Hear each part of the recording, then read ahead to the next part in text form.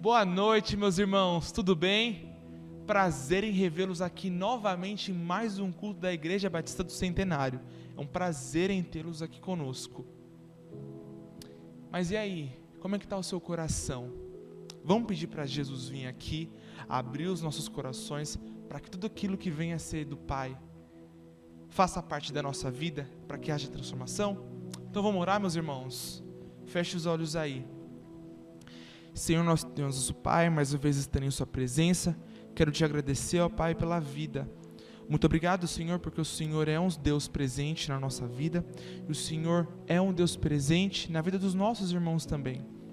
Muito obrigado, Senhor, porque o Senhor não tem deixado faltar nada na vida de quem nós amamos. Muito obrigado, Senhor, porque o Senhor não tem deixado de faltar o alimento de cada dia que nós precisamos. Peço a Deus que o Senhor abençoe o decorrer dessa semana que vai se iniciar agora, e peço também que o Senhor abra os nossos corações para que tudo aquilo que venha a ser de Ti faça morada e que haja transformação no nosso modo de pensar, no nosso modo de falar, no nosso modo de agir.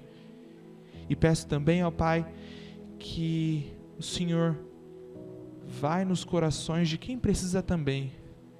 Reconhecemos que é um trabalho difícil, um trabalho demorado, mas para Ti nada é impossível. Então quebranta o coração de cada um aqui, abre para que tudo aquilo que vem ser de Ti faça morada em nossas vidas, amém? E por falar em amor, como está o seu coração hoje? Tá bem ou tá mal? Tá preenchido ou tá incompleto? Tá ansioso ou tá inquieto? Tá desesperado ou tá com esperança? Seu coração tá amando ou tá odiando?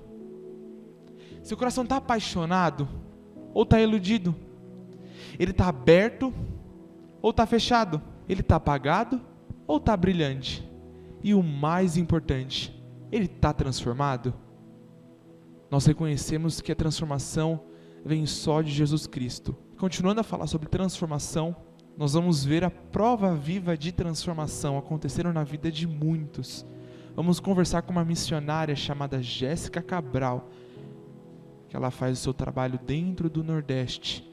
Ela vai contar um pouquinho da história de vida dela, dos trabalhos que ela faz lá e que possa estar servindo de inspiração para cada um que está aqui assistindo a gente nesse momento.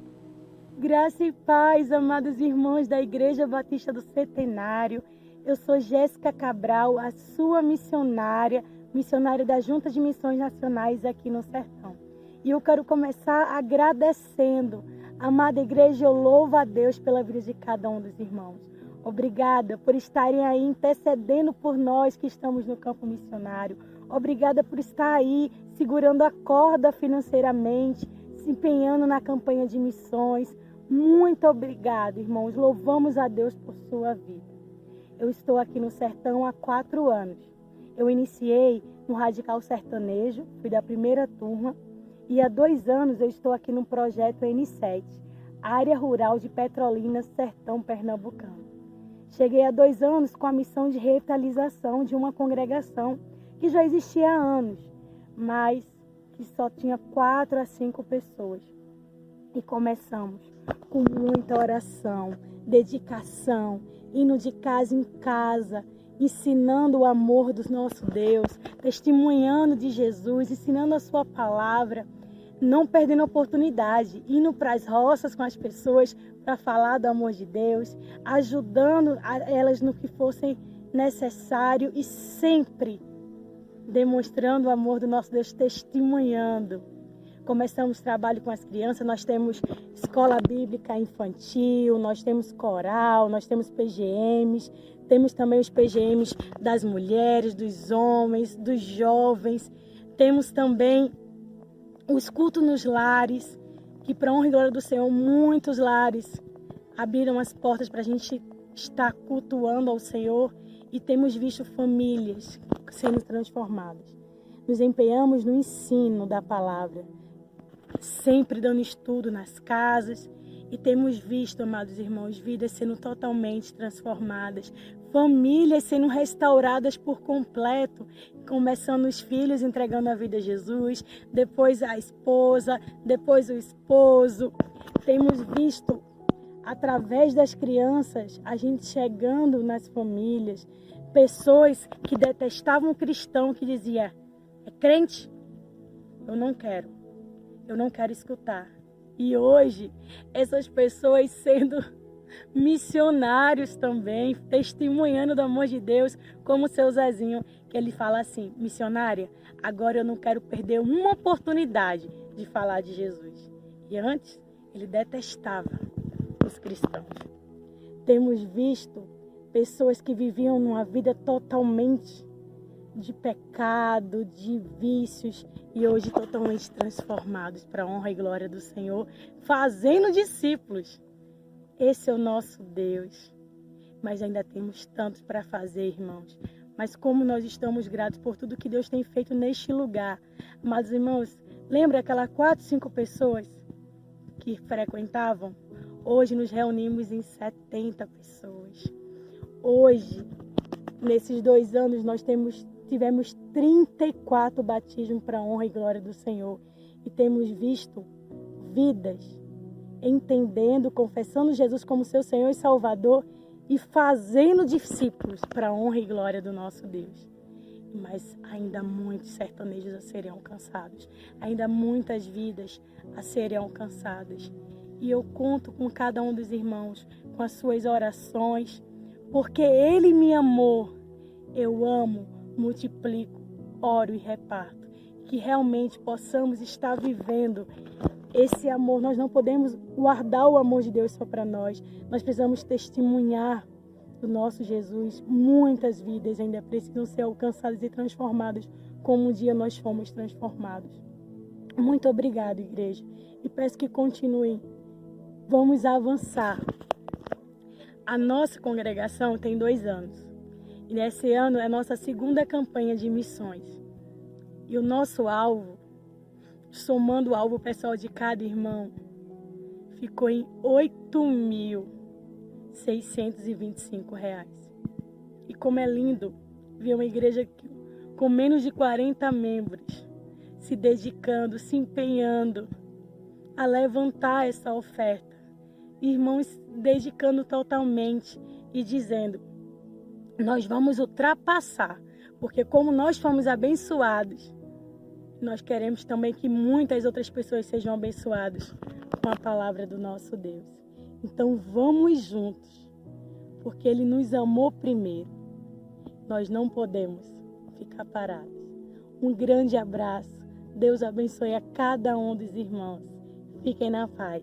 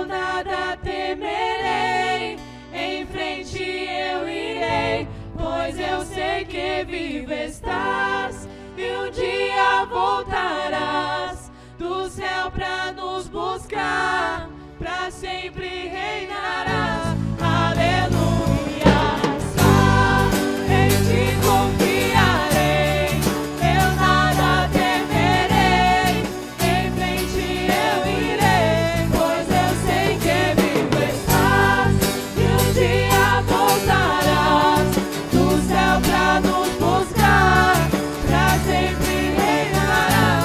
Aleluia.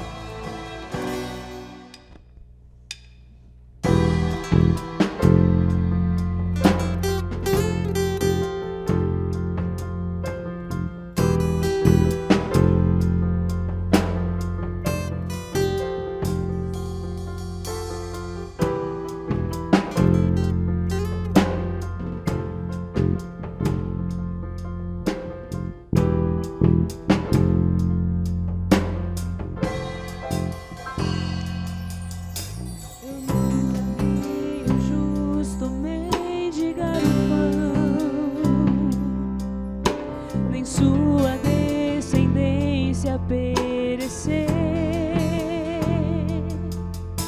Deus sempre tem o escape em suas mãos. Deus sempre tem resposta ao que crer. Preciso aprender a confiar em Deus. Vitória só se alcança pela fé. Deus sempre tem uma saída. A vitória é minha, só me resta crer. O que não vejo com os meus olhos naturais, a minha fé vai me dar forças pra enxergar além, além. Eu vou descansar, pois já entreguei meu amanhã nas mãos de Deus. A última palavra vem de Deus. A última resposta vem de Deus.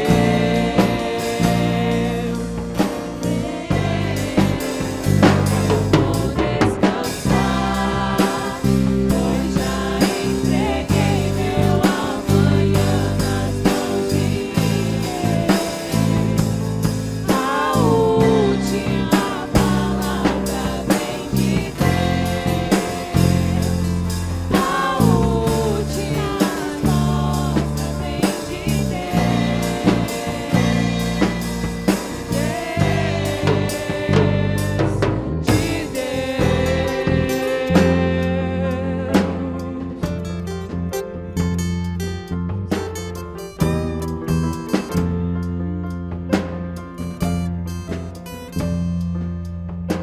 Preciso aprender a confiar em Deus. Vitória só se alcança pela fé. Eu sempre tenho uma saída.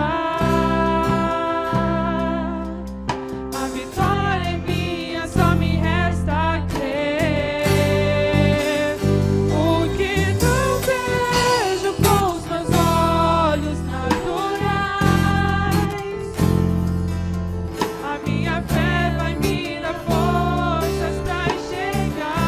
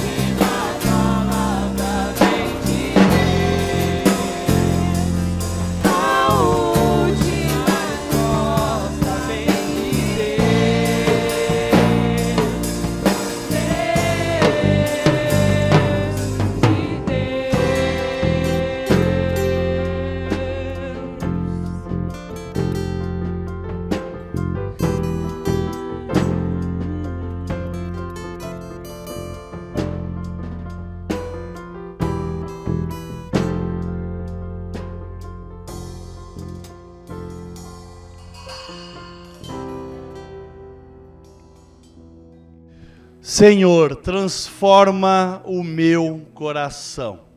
Bom, nós começamos uma série, baseada nessa temática, Senhor, transforma o meu coração.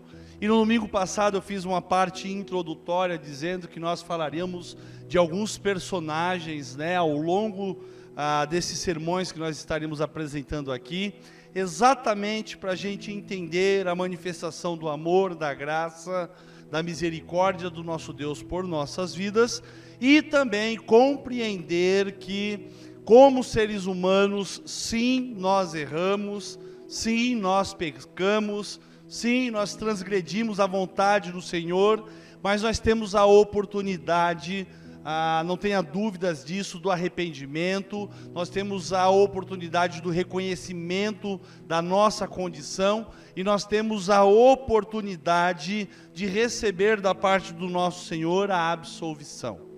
Como base, sempre inicial, o Salmo 32, verso 1, a palavra de Deus nos diz o seguinte: como é feliz aquele que tem suas transgressões perdoadas e seus pecados apagados. Texto de Davi, e hoje o nosso tema, o nosso personagem, essa manifestação de um coração que pode ser transformado, nós vamos falar exatamente de Davi. Mas para você entender um pouquinho da história de Davi, eu quero que você compreenda que a história dele começa lá em 1 Samuel, capítulo 16, e quero lhe desafiar, nessa noite, de você ler a história da vida de Davi. Até porque eu vou trabalhar apenas um fato na vida dele, para justificar o tema dessa noite. Mas o mais interessante é conhecer esse personagem completo. E para que você consiga ter esta compreensão de quem é Davi, você precisa pegar a sua Bíblia. Não importa se ela é uma Bíblia revista e corrigida, atualizada, nova versão internacional, se ela é uma Bíblia católica, não importa. Você pega lá a sua Bíblia e você vai encontrar o livro de 1 Samuel. E lá em 1 Samuel, no capítulo 16, vai começar a história de Davi. E vai do capítulo 16 até o capítulo 31. Depois você, quando terminar o capítulo 31, você vai virar uma página, vai estar 2 Samuel. E 2 Samuel, você vai fazer a leitura do capítulo 1 até o capítulo 24. E quando você encerrar o capítulo 24, virando uma página, você vai ter o livro de 1 Reis, e você vai ler o capítulo 1 e o capítulo 2 até o verso 12, e aí você vai estar expert na história de Davi. Só que tem um detalhe, Além da história de Davi, você, para compreender a adoração de Davi, as aflições de Davi, a confissão de Davi,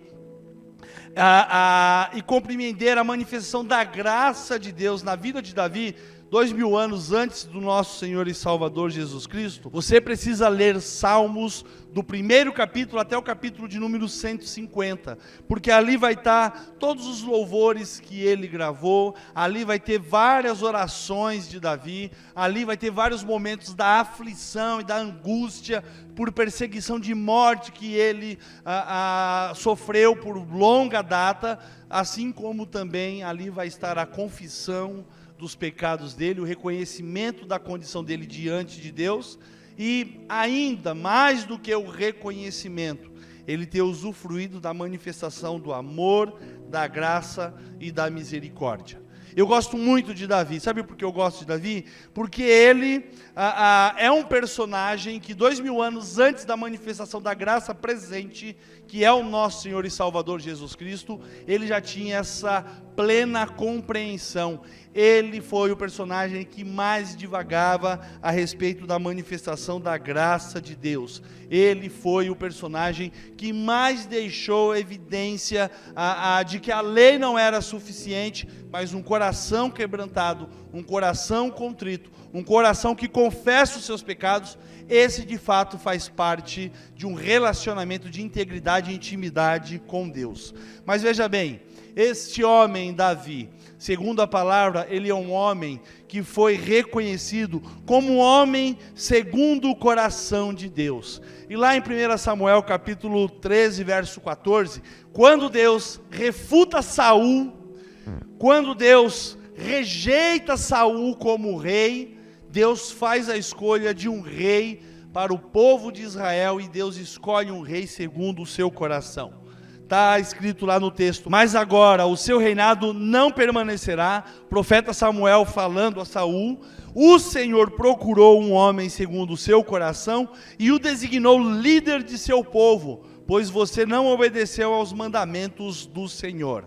Esse texto ele deixa em evidência o apontamento da busca de Deus. E já lá em Atos capítulo 13, verso 22, a palavra de Deus diz: depois de rejeitar Saul, levantou-lhes Davi como rei, sobre quem testemunhou: encontrei a Davi, filho de Jessé, homem segundo o meu coração, ele fará tudo o que for da minha vontade. Aqui nós já temos um texto confirmando, pela inspiração dado a Lucas, sobre o desejo de Deus concretizado, tendo já Davi sido escolhido como rei de Israel e sendo ele um homem segundo o coração de Deus.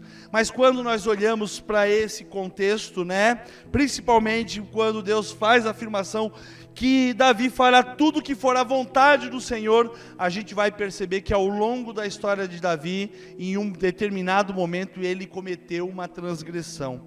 Ele ofendeu a relação dele com Deus. Ele feriu esse relacionamento de intimidade, ele afastou a presença do Espírito Santo de Deus, e ele não deixou com que Deus atuasse permanentemente em toda a esfera do teu reinado dentro do coração dele, porque em algum momento na vida dele, ele deixou com que a consciência humana, e não uma consciência espiritual, a consciência de uma moralidade humana falha, passou a fazer parte da vida dele, e não uma consciência espiritual que agrada plenamente ao Senhor, permaneceu sendo parte da vida dele. Por esse motivo ele cometeu uma transgressão. Então eu quero aprender com vocês três aspectos, três lições básicas para que a gente não transgrida a nossa relação com o Senhor. Esse sermão sobre o personagem Davi, ele vai ter dois momentos, Ele vai ter que ter esse primeiro momento da queda, que nós vamos trabalhar hoje especificamente, e no próximo domingo, na próxima oportunidade, se Deus assim nos permitir, nós vamos trabalhar a segunda parte, que é exatamente a parte do arrependimento, do reconhecimento dele diante da situação que ele acabou entrando. Mas a primeira lição que eu quero aprender com você é: devemos estar onde compete estarmos. 2 Samuel 11, verso 1, diz o seguinte: na época em que os reis saíam para a guerra, Davi enviou para a batalha Joabe, com seus oficiais e todo o exército de Israel. E eles derrotaram os amonitas e cercaram Rabá, mas Davi permaneceu em Jerusalém. Quando eu faço a afirmação, devemos estar onde compete estarmos, eu entendo perfeitamente a brecha e a oportunidade que Davi deu para que o deslize dele acontecesse. Nós estamos falando de um rei, nós estamos falando de uma época em que as batalhas pelo poder, pelo domínio das nações, elas faziam parte daquele contexto, e mais do que fazer parte daquele contexto, um rei, ele normalmente, sempre, ele estava à frente do seu povo, ele estava à frente no campo de batalha, ele dava o seu brado e os seus soldados iam para a batalha. Não eram poucas as vezes, na maioria das vezes, esse rei empunhava a sua espada e ele estava ali lado a lado com os seus soldados, degladiando, batalhando, tirando a vida de outros homens e até correndo o risco da sua vida também ser tirada, para que ficasse evidenciado ali o poderio daquele rei. Mas Davi, como diz a palavra de Deus em 1 Samuel 11, verso 1, ele não estava na guerra, ele estava em um ambiente errado, no lugar errado, e certamente você vai entender, no contexto dessa história, que ele estava fazendo aquilo que era errado, dentro do tempo, dentro das oportunidades e dentro do papel dele como rei. Davi deveria estar na guerra, e por estar no lugar errado e na hora errada, seus olhos contemplaram o que não lhe pertencia. E por teus olhos terem contemplado aquilo que não lhe pertencia, no seu coração, no coração de Davi, nasceu o desejo. E mais do que nascer o desejo, a busca e a concretização do seu desejo, e automaticamente a concretização do seu delito. Ainda em 2 Samuel, capítulo 11, verso 2, nós vamos entender o que os seus olhos contemplaram. Uma tarde, ele levantou-se ali da sua cama e ele foi passear pelo terraço, e agora nós começamos a entender a história de Davi. E lá do terraço do palácio, Davi viu uma mulher bonita tomando banho. E aquele olhar que ele teve trouxe a ele o despertamento de um desejo que não deveria fazer parte do coração dele. Porque no coração dele, ele concebeu o adultério. No coração dele, ele concebeu o desejo por uma mulher que não lhe pertencia. No seu coração, ele teve a audácia de alimentar o seu coração com a possibilidade de um relacionamento que não lhe cabia, até porque naquele primeiro momento ele teve um contato de olhar com Betseba, e ela estava ali se banhando no pátio, e no coração dele ele concebeu o desejo de possuir aquela mulher, porque aquela mulher era uma mulher bela, aquela mulher era uma mulher linda, mas aquela mulher era uma mulher casada, ela tinha um esposo que fazia parte da relação de vida com ela, mas o esposo, claramente, ele não estava ali para lhe dar a proteção, ele não estava ali para lhe dar o cuidado necessário, porque o esposo dela estava exatamente na guerra que Davi deveria estar. Ele estava exatamente no campo de batalha que deveria Davi estar, mas Davi não estava. E porque os seus olhos contemplaram o que não lhe pertencia, o que não lhe pertencia ficou ali à sua disposição. No verso 3 de 2 Samuel capítulo 11, a palavra de Deus vai nos dizer o seguinte: ele mandou alguém procurar saber quem era aquela mulher. Ela atraiu ele de uma forma que ele não se conformou apenas de ter tido contato visual, mas ele queria saber quem era aquela mulher. E disseram para Davi: aquela mulher, ela é Betseba, ela é filha de Eliã e mulher de Urias o Hitita. Ela possui um esposo, ela possui um lar, ela possui uma família, ela tem uma representação de alguém que cuida dela, com certeza alguém que a ama. Mas o rei, ele não se contentou com a resposta. Ele não se contentou com a possibilidade daquela mulher estar ali se banhando no pátio. Ele não se contentou com o harém que ele possuía por ser um rei. E em seu coração nasceu o desejo. No seu coração, por ter nascido o desejo, nasceu a busca e a concretização do seu desejo. No verso 4 do capítulo 11, a palavra de Deus vai dizer que Davi, ele deu uma ordem, ele mandou que trouxessem Betseba diante dos teus olhos, diante da tua presença.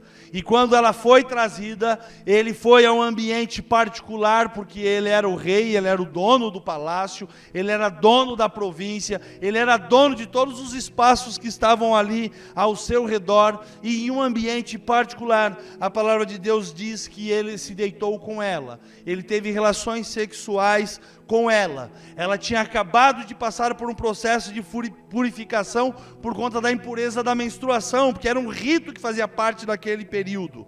Mas ele, mesmo ela dentro dessa condição, ele teve relações com ela e depois pediu que levassem ela de volta para a sua casa. Davi contemplou, Davi desejou aquilo que não lhe pertencia, e no seu coração, Davi deixou com que o desejo pelo adultério tomasse conta dele, e mais do que isso, ele concretizou o seu delito.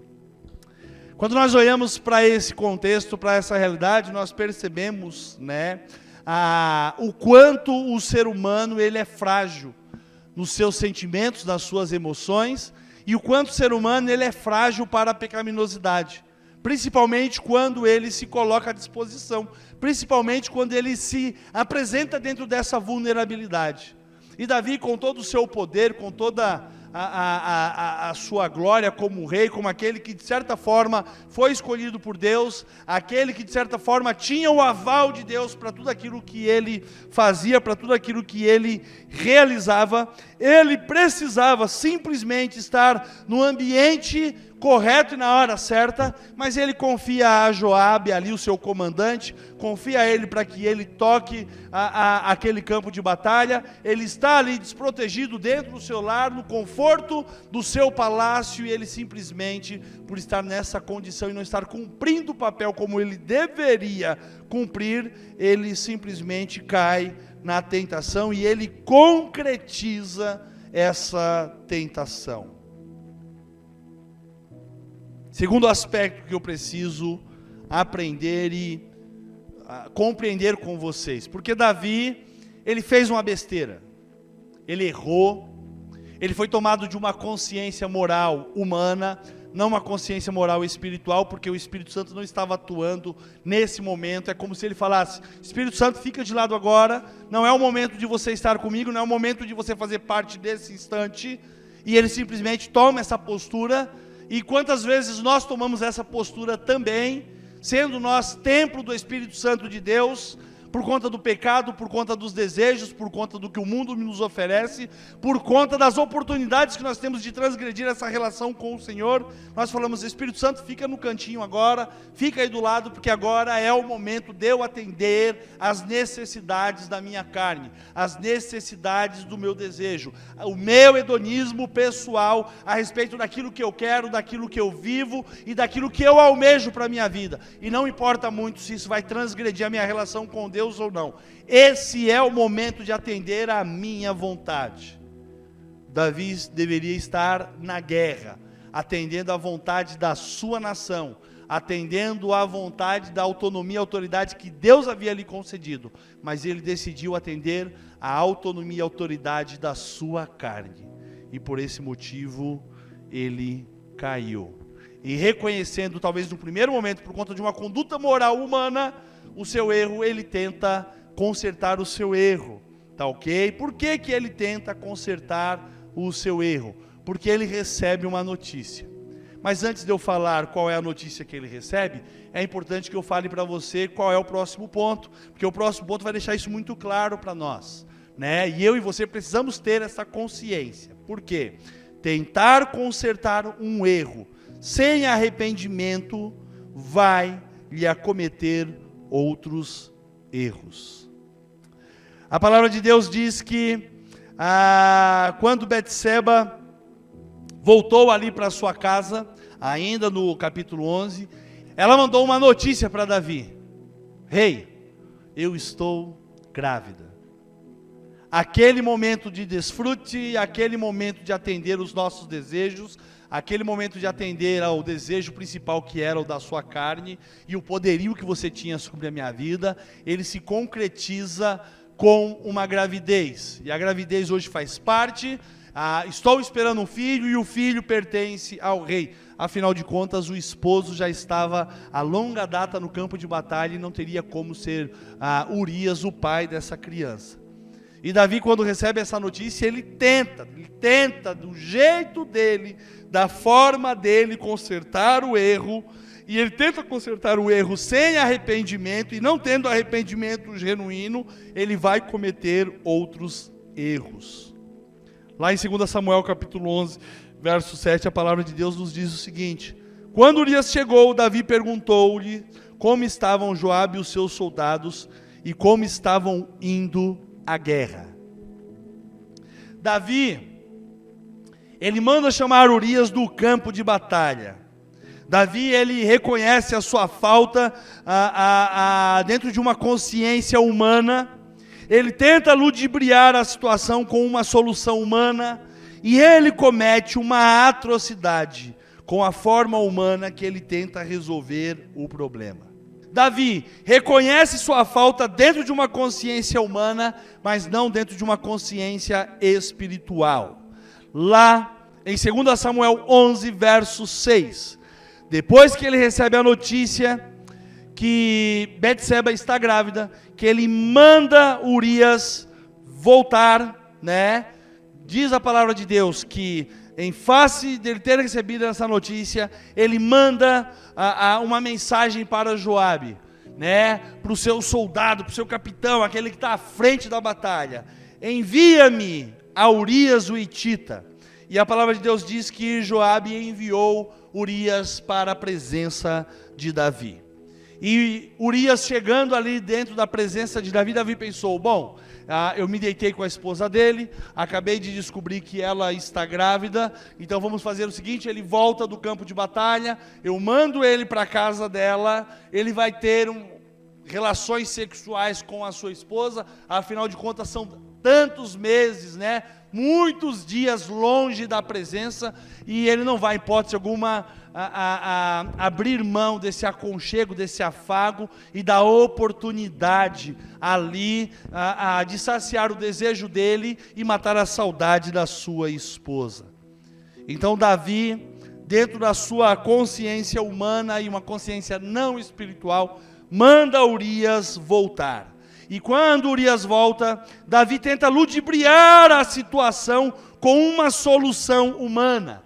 No verso 8, no verso 9 de 2 Samuel, capítulo 11, Davi fala para Urias o seguinte: olha, você voltou do campo de batalha, você voltou lá da guerra, você deve estar exausto, você deve estar cansado, então vá para a sua casa descansar um pouco.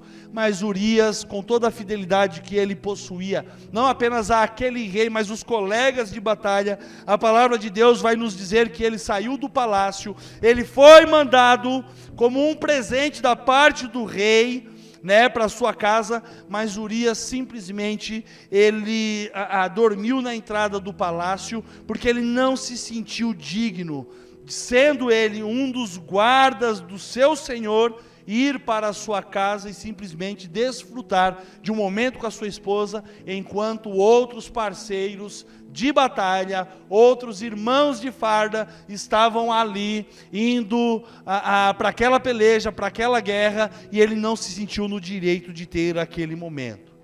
Então Davi, dentro da primeira tentativa de ludibriar a situação, ele falha. Mas ele não se dá por vencido, ele não se dá por contente com a situação. Então Davi tenta uma segunda vez. Por uma segunda vez ele tenta ludibriar a Urias, né, com a sua solução humana. E a palavra de Deus vai registrar no verso 13 do capítulo 11 de 2 Samuel, que Davi convidou Urias para comer e beber com ele. E Davi embriagou a Urias. Fez com que ele bebesse até ele estar embriagado, né? E já à tarde, Urias saiu para dormir, né? Davi acreditando que ele iria direto para sua casa, mas ao contrário disso, ele saiu para dormir em uma esteira onde os guardas do seu senhor dormiam, e mais uma vez ele não foi para sua casa. Ele não foi estar com a sua esposa, ele não foi desfrutar desse momento com sua esposa. E quando isso ocorre, Davi comete uma atrocidade como forma humana de resolver o problema. Davi, ele escreve ali uma carta ao seu comandante Joabe, e diz a palavra de Deus que ao ele escrever aquela carta, ele sela aquela carta, entrega na mão de Urias e pede para que Urias leve para Joabe essa carta. E quando a Joabe recebe lá no campo de batalha essa carta que Urias, com toda a fidelidade aos seus parceiros, com toda a fidelidade ao rei, não teve nenhuma curiosidadezinha de pegar aquele envelope e colocar entre a luz para saber o que estava escrito, ou tentar dar uma abridinha lateral para dar uma olhada naquilo que estava sendo direcionado para o comandante. Ele simplesmente entrega ali para Joabe, e Joabe lê aquele mandato do rei, aquela ordem expressa do rei, e naquela ordem estava escrito o seguinte: ponha Urias na linha de frente e deixe-o onde o combate estiver mais violento, para que ele seja ferido e para que ele morra. Quando eu falo que Davi comete uma atrocidade com a forma humana de resolver um erro, ele simplesmente coloca a vida de Urias na mão do seu comandante para que ela seja tirada. Não foram os inimigos do rei que tiraram a vida de Urias. Não foi Joabe, o comandante do rei, que tirou a vida de Urias. Quem tirou a vida de Urias foi Davi, porque ele sabia da batalha, ele sabia das condições, e ele sabia que naquele momento em que Urias estivesse em determinada posição, ele perderia a sua vida. Veja bem, Davi, ele acredita realmente que ele resolveu o seu problema. Ele acredita que as coisas se ajustaram da maneira dele e da forma dele, como ele acreditou que ele tinha resolvido o problema. O marido agora está morto, a mulher está livre, coloco ela dentro do meu harém, ela vai fazer parte agora da minha vida, né? E eu não preciso dar satisfação para ninguém. Na verdade, ele já não precisava dar satisfação antes, porque ele era rei. Se ele desejasse que a mulher de Urias fizesse parte da vida dele, do harém dele, ele simplesmente precisava dar uma ordem. Ele deveria cumprir o sistema ritual daquele período para que aquilo ocorresse. Ele tinha autoridade, ele tinha autonomia, ele teria até a aprovação da parte do Senhor. Mas o coração dele não estava ligado a Deus, o coração dele estava ligado com a carne dele, com o desejo dele, e por esse motivo ele transgrediu, por esse motivo ele ludibriou, por esse motivo a falta de uma consciência moral, espiritual, mas humana ficou latente. Por conta desse motivo, a atrocidade, não apenas ter cometido o adultério, mas tirar a vida do esposo dessa mulher, foi parte da vida de Davi, e o resultado foi terrível.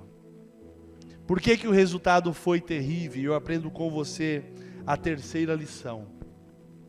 Foi terrível porque nada foge aos olhos do Senhor.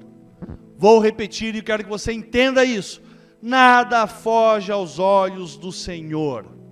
Por mais que nós tenhamos a preocupação com aqueles que estão ao nosso redor, Davi ele se preocupou com o reino, com os súditos, com os soldados, com os seus amos e amas, compreende? Ele se preocupou com os seus serviçais, ele se preocupou com os escravos, mas ele não se preocupou com os olhos do Senhor, ele não se preocupou com a vontade de Deus, ele não se preocupou com aquele que mesmo ele na sua particularidade o estava observando. E lá em 2 Samuel 11, 27, a palavra de Deus diz que passado o luto de quem? De Betseba, Davi mandou que a trouxessem para o palácio, e ela se tornou sua mulher, e teve um filho dele. Mas o que Davi fez desagradou ao Senhor. E quando nós desagradamos ao Senhor, A gente precisa compreender que aquilo que nós fizemos não vai fugir dos olhos do Senhor, porque nada foge dos olhos do Senhor. Aquilo que nós fizemos não vai ficar oculto em relação aos olhos de Deus, não vai ficar oculto em relação aos olhos do Espírito Santo, não vai ficar oculto em relação aos olhos de Jesus Cristo, não vai ficar no mundo atual nada que nós venhamos a cometer, conhecendo Cristo como Senhor e Salvador, entregando a nossa vida para Ele, nada vai ficar oculto. Não fica se nós não tivermos uma relação com Deus, como não fica para aqueles que têm uma relação com Deus.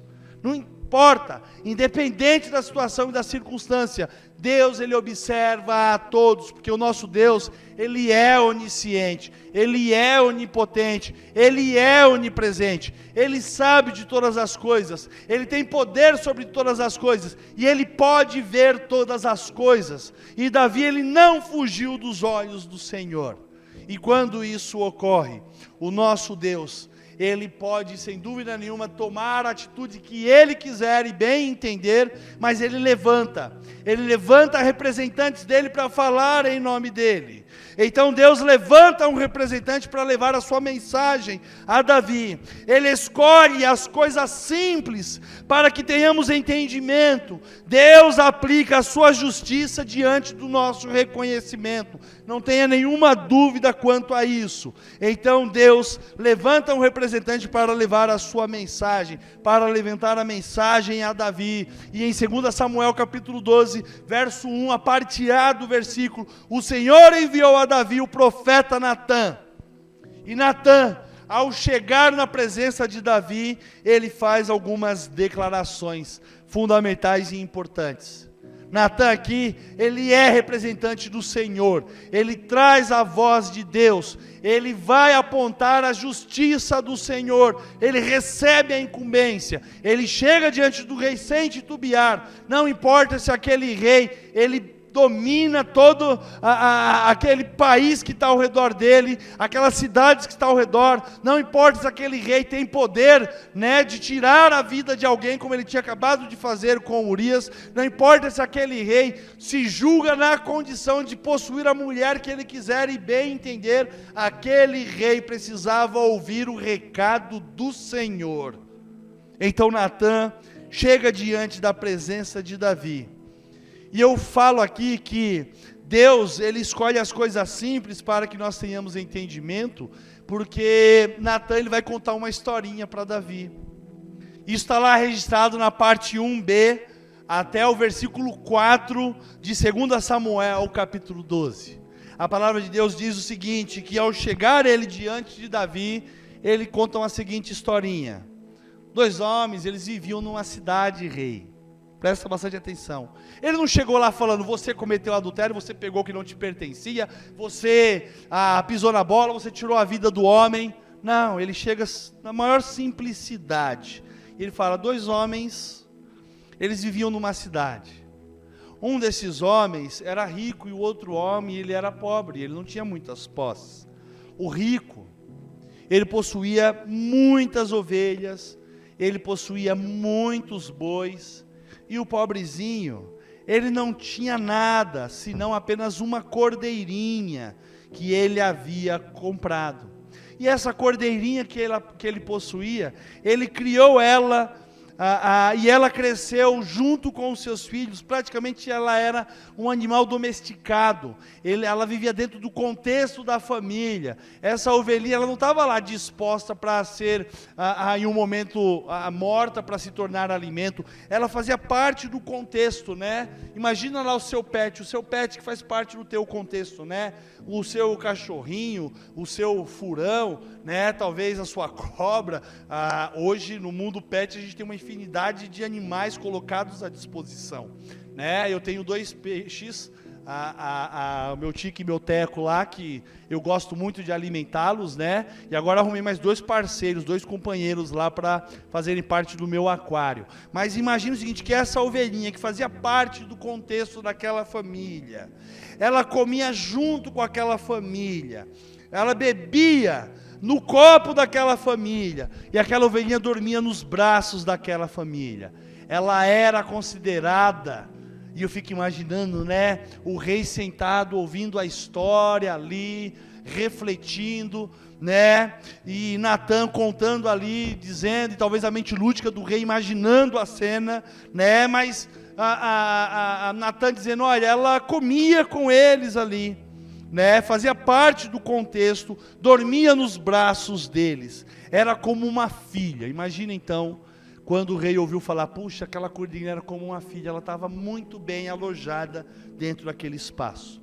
Mas certo dia, rei, um viajante chegou à casa daquele homem rico, e ele não quis pegar nenhuma das suas ovelhas, não quis pegar nenhum dos seus bois, tendo muitas posses, mas ao contrário, ele pegou a única ovelhinha que fazia parte do contexto da vida do seu servo, e ali ele tirou a vida daquela cordeirinha que pertencia ao pobre, e serviu para aquele viajante, serviu para aquele amigo que chegara na casa daquele homem rico. Eu fico imaginando Davi, ouvindo o final dessa história, o coração dele se enchendo de ira, o coração dele se enchendo de contrariedade. Afinal de contas, como é que pode um homem ter tantas posses?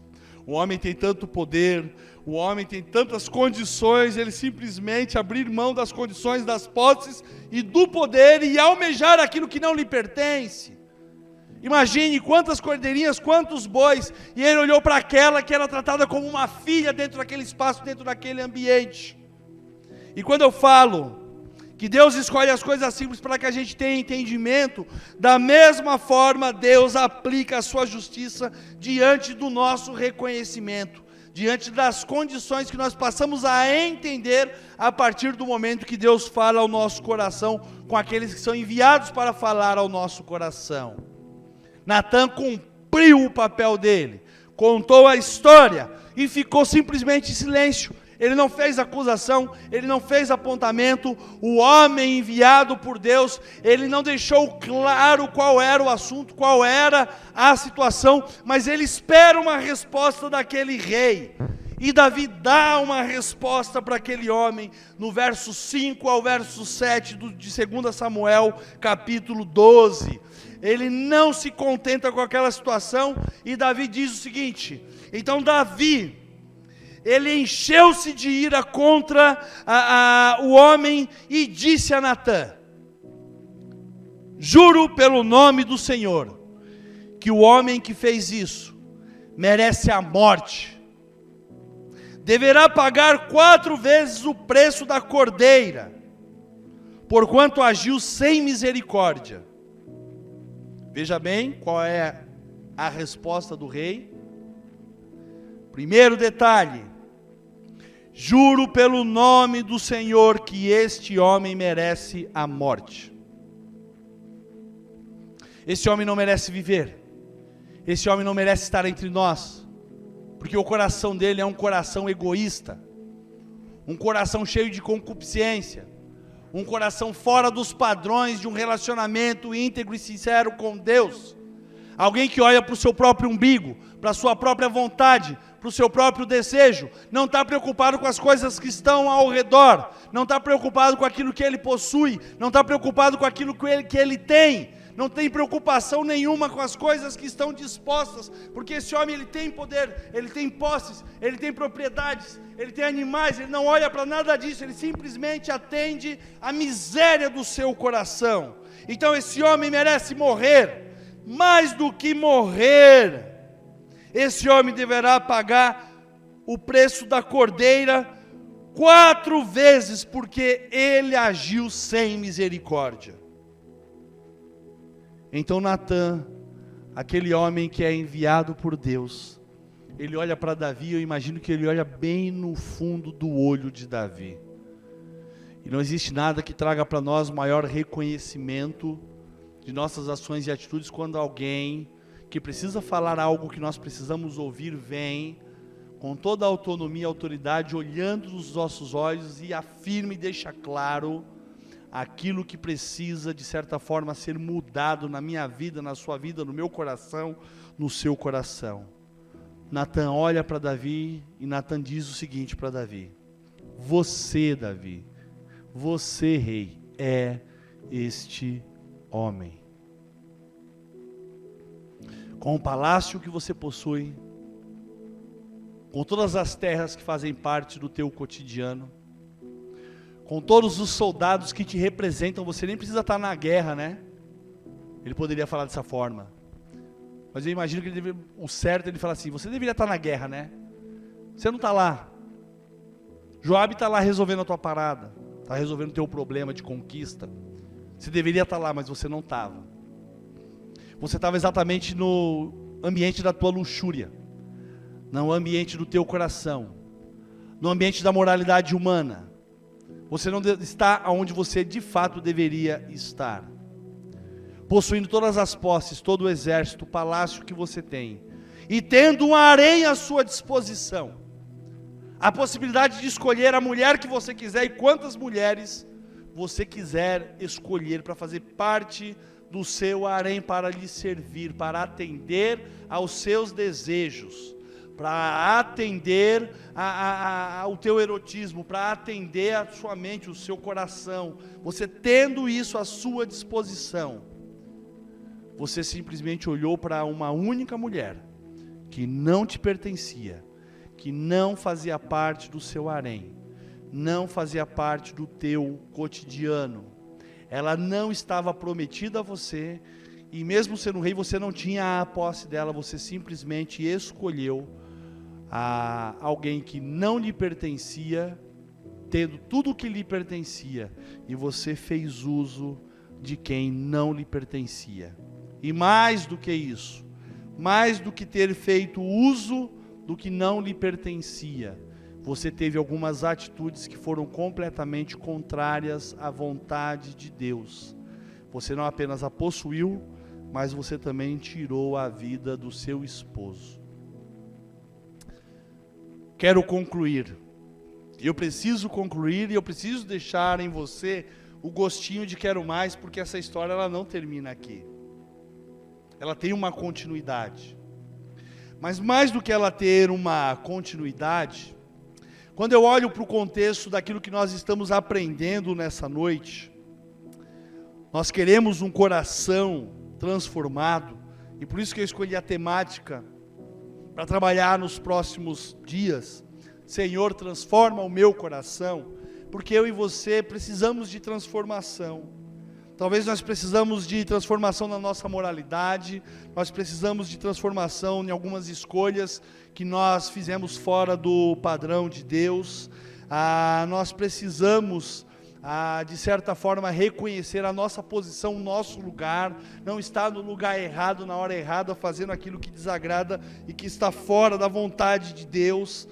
A gente precisa, sem dúvida nenhuma, ter um conserto de atitudes, um conserto de ética, um conserto da nossa moralidade. A gente precisa ter um conserto dos nossos erros, ter um arrependimento genuíno dentro do nosso coração. A gente precisa tomar essa consciência, porque por mais que nós estejamos preocupados com aqueles que estão à nossa volta, nós de fato precisamos ter preocupação com aquele que vê tudo na minha vida e na sua vida, que é o nosso Senhor, que é o nosso Deus, porque nada foge dos olhos do nosso Senhor.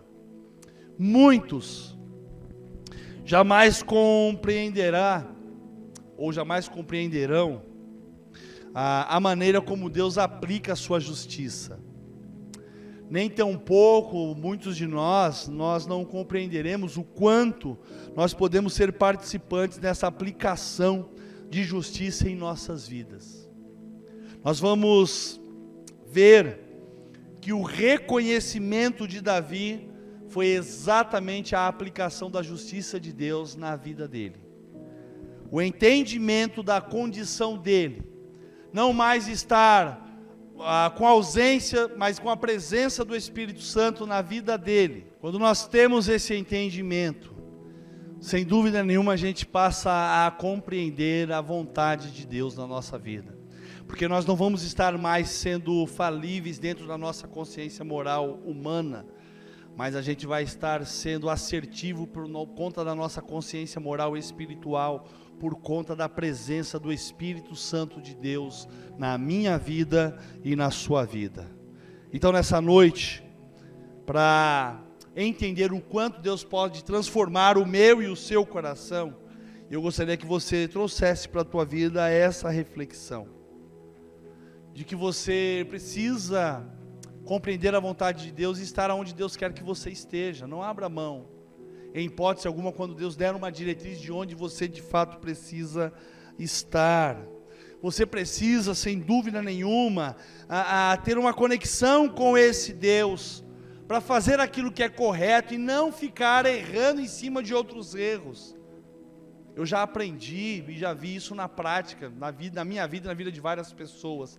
Quando a gente tenta consertar uma mentira, a gente mente maior do que a mentira anterior. Quando a gente comete um erro, a gente tenta consertar aquele erro, a gente comete um erro maior, porque a gente está preocupando com o nosso coração, com a nossa vontade, com a nossa forma de viver, como seres humanos que nós somos falhos, carentes dessa misericórdia e dessa graça de Deus. E não poucas vezes a gente se esquece que o Senhor, Ele está vendo a minha vida, está vendo a tua vida, está vendo o teu coração. Ele não está preocupado em te enxergar quando você está no grupo, quando você está com pessoas ao teu redor, quando você está ali deixando em evidência a sua adoração, porque existem outras pessoas adorando. Deus quer te ver a sua adoração lá no particular, lá na sua casa, lá no seu trabalho, quando você está com os seus amigos que não são cristãos, que não têm a mesma postura e a mesma fé que você possui. É lá que Deus quer ver a sua integridade, a sua moralidade, a sua ética. É ali que Ele quer ver quem de fato você é. Davi, ele escolheu um ambiente recluso, ele escolheu um ambiente de proteção dentro da do seu campo de visão. Ele escolheu estar no lugar errado, na hora errada, no ambiente errado, com a atitude errada, e porque ele escolheu dessa forma, ele sofreu muitos prejuízos, e a gente vai ver na próxima semana quais foram os prejuízos. Mas mais do que ver os prejuízos que Davi teve, nós vamos ter a oportunidade de ver o Davi com um coração reconhecendo de fato a sua condição e com um coração transformado. Desafio você a ter um coração transformado. Desafio você a acompanhar essa série de sermões para entender a problemática do pecado, quem nós somos, as nossas fraquezas, a nossa latência em relação ao pecado, mas mais do que entender o quanto nós podemos ser afetados com essas ações, com essas atitudes, com essas escolhas, entender também que nós temos um Deus de amor e misericórdia que olha para nós. Ele não aprova, Ele não passa a mão na cabeça, muito pelo contrário, na aplicação da justiça dEle, em cima do que Davi falou para Natã, Deus aplica exatamente a forma de retribuição. Deus deixa isso muito claro para Davi, e Davi vai retribuir 4 vezes a perda daquilo que ele cometeu como delito. Mas mais do que pagar ou ter a paga daquilo que ele fez, ele vai ter definitivamente a presença de Deus na sua vida, e ele vai ter de fato a oportunidade de, mesmo com esse erro, se tornar um homem segundo o coração de Deus. Que Deus nos abençoe, que o Senhor lhe abençoe, que Ele abra o seu coração, que Ele abra a sua mente, que juntos nós possamos compreender a boa, a perfeita e a agradável vontade do Senhor. Que Deus nos abençoe. E agora você, meu irmão, que colocou seu pedido dentro do chat, ou que não colocou, mas está no coração, a gente sabe que Deus sonda, a nossa missionária Jéssica Cabral vai estar orando por cada um desses pedidos. Então vamos entrar em oração mais uma vez? Graça e paz, igreja, vamos orar. Senhor, meu Deus, meu Pai, graças te damos, Deus, pelo teu amor, pelo teu cuidado, pelo teu livramento. Obrigada, Senhor, pelo privilégio que temos de te adorar, de falar contigo, de sentir a tua presença, meu Deus. Muito obrigada, Senhor, pelo privilégio que nós temos de testemunhar o teu amor, Senhor. Eu quero te agradecer, Senhor Deus, por esta igreja, a Igreja Batista do Centenário. Senhor Deus, continua, Pai, fortalecendo cada um dos teus filhos. Continua, Deus, usando cada um, Pai, que eles possam continuar te servindo, amando a obra missionária. Senhor, eu quero te agradecer, Pai, por tudo que o Senhor tem feito aqui no Projeto N7. Obrigada, Senhor Deus, porque o Senhor tem nos sustentado, o Senhor tem nos livrado de todo mal. Obrigada, Senhor Deus, porque o Senhor tem nos dado estratégia, Senhor. Obrigada porque o Senhor tem transformado vida, tem quebrantado, Senhor. Obrigada, Senhor, porque o Senhor tem escutado nossas orações, Deus. Ó Pai, como os nossos corações estão gratos a Ti por tudo, Senhor. Nesse momento, Pai, eu quero te pedir, Deus, continua abençoando, Deus, esta comunidade. Deus, quebranta corações, Senhor, fortalece cada um dos teus filhos na Tua presença. Senhor, entra com libertação, Pai, na vida daqueles que estão presos nos vícios, Senhor. Senhor, eu quero te clamar, Senhor, vem trazer restauração para as famílias, para os casamentos, Senhor. Restaura casamentos nesse momento, Pai. Senhor Deus, que possamos cada vez mais testemunhar do Teu amor e que vidas sejam alcançadas e transformadas, Deus, para a Tua honra e para a Tua glória. Nesse momento, Deus, eu quero te apresentar também todos os pedidos, Senhor, que foram apresentados nesta noite. Senhor, o Senhor conhece, Pai, a necessidade de cada um dos Teus filhos. Senhor Deus, vem trazer paz para aqueles corações angustiados, Senhor. Vem trazer a cura física, Deus, para aqueles que estão doentes, Pai. A cura emocional, a cura espiritual. Senhor Deus, vem trazer paz para os lares, Senhor. Vem restaurar relacionamentos neste momento, Senhor. Vem suprir as necessidades financeiras.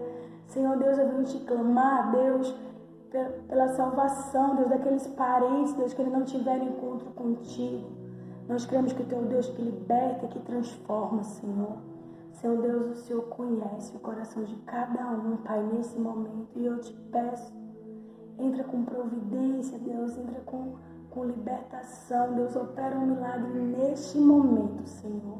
Senhor, nos ensina cada vez mais a depender de Ti, Senhor. Nos ensina a esperar em Ti, a confiar em Ti, Senhor, porque a Tua vontade é melhor do que a nossa. Muito obrigada por tudo, Senhor. Continua, Deus, nos fortalecendo, continua nos usando, Senhor, que nós possamos ser sal e luz onde quer que possamos chegar. Quero te pedir também, Deus, pela campanha de missões, que possamos, Deus, alcançar, Deus, os nossos alvos, Pai, e que muitas vidas sejam abençoadas, Senhor, através dessas ofertas. Senhor, nunca deixa, Deus, que essa chama apague no nosso coração, Senhor. Que realmente possamos viver, Senhor, para fazer a Tua vontade. É isso que nós pedimos e te agradecemos. Em nome de Jesus. Amém. E aí, meu irmão, como é que está o seu coração? Renovado? Deus colou as pecinhas? Meus queridos, como vocês já estão por dentro das nossas mídias, né? Nós já saímos da fase amarela, estamos entrando na fase azul da nossa pandemia e com isso nós estamos tendo algumas liberações e por conta dessas liberações, sentando com a nossa direção da nossa igreja, o nosso corpo eclesiástico, nós tomamos uma decisão que no próximo dia 8 de novembro, nós teremos o nosso primeiro culto híbrido. E eu quero te explicar o que será esse culto híbrido. Na verdade, será um culto presencial e simultaneamente esse culto será também colocado ao vivo na mídia para que você assista também da sua casa. E a gente vai seguir todas as regras desse período pandêmico, né? O culto ele será, no primeiro momento, para as pessoas que não fazem parte do grupo de risco, tá ok? Então nós estamos falando aí de crianças acima de 12 anos, né? jovens, adolescentes, né, e adultos até 55 anos de idade. Então esse pessoal, esses irmãos, eles já vão ter essa liberdade de vir para o culto presencial.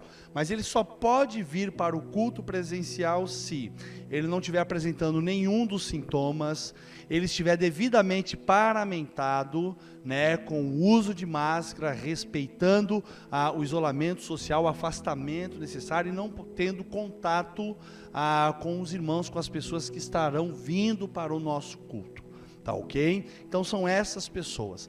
Todas as pessoas que fazem parte do grupo de risco, todas as pessoas que são com idade menor do que 12 anos de idade, todos os jovens e adolescentes que também fazem parte do grupo de risco, os nossos idosos, esses irmãos, eles não, por recomendação, eles não devem vir ainda para o culto presencial. Por isso que nós vamos ter a mídia colocada à disposição. Por isso que o culto que vai estar ocorrendo aqui com esses que estarão na parte presencial, vai ser transmitido ao vivo para que os irmãos participem também dentro de suas casas. Então o culto estará à sua disposição. Então você não precisa em hipótese alguma se sentir, puxa vida, não vou participar. Eu sei que o nosso coração ele está sendo tomado de uma ansiedade gigante. A gente não vê a hora não de estar no culto só, mas de abraçar os nossos irmãos, de beijar, de afagar, mas ainda não é tempo de abraçar, ainda não é tempo de beijar, ainda não é tempo de afagar, ainda é tempo de se afastar, ainda é tempo de não ter contato. Então nós vamos obedecer essas regras básicas. Então, o que ocorre? Durante a semana, você estará recebendo algumas recomendações de como participar do culto presencial. Para aquele que vai participar do culto online, que vai ver ao vivo a programação, então você permanece da forma como você está seguindo as regras, como você está seguindo. Mas se você vai se direcionar até aqui na igreja, então você precisa estar devidamente preparado para algumas coisas que vão ocorrer. O nosso corpo eclesiástico, o nosso corpo diaconal, eles estarão aqui auxiliando em cada um dos passos do que vai ocorrer no próximo dia 8 de novembro, que é o próximo domingo. Então você se atente para as informações, né? O nosso grupo de multimídia, nossos responsáveis pela mídia da nossa igreja, nossa irmã Carol junto com a equipe e alguns adolescentes, eles estarão gravando pequenos frames para poder mostrar para você como que você deve se portar e como vai acontecer essa atividade aqui na nossa igreja. Então fique atento, eu sei que a partir dessa informação muitos corações vão estar se enchendo de uma ansiedade maluca. Acabou, amém, glória a Deus, vamos nos encontrar novamente. Não, ainda não vai ser exatamente dessa forma, mas de certa forma nós já estamos tendo um momento de afrouxamento e a oportunidade de começarmos a termos as nossas reuniões. Então se atente, não desobedeça, né? Seja fiel com as recomendações que nós vamos colocar à sua disposição e sem dúvida nenhuma, venha participar ou participar da sua casa da maneira correta, com a prudência correta, para que a gente tenha a oportunidade de vivenciar novamente esses momentos dos nossos cultos presenciais.